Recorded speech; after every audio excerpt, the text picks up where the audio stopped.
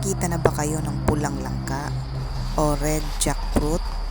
Ayan, ang lalaki.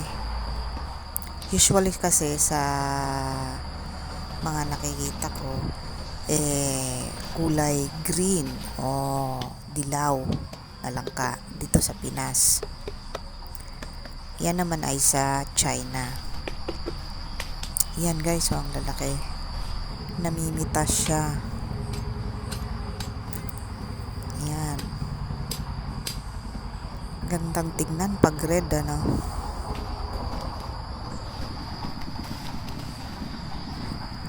Tingnan natin kung same lang ba yung laman nang gaya din sa nakikita natin dito sa Pinas. Ayan.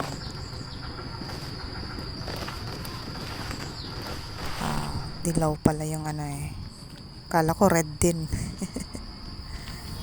Ayan, same lang pala eh. Tamis din siguro to. Ayan, nakain siya. Oo, dilaw. Sarap.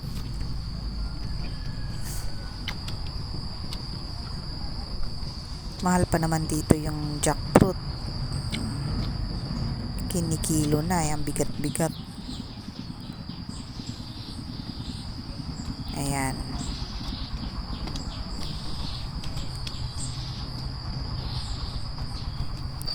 Namimitas pa siya, kukunin yata niya lahat. Lalagay niya sa basket niya. Bigat kaya niya, no? Kaya niya.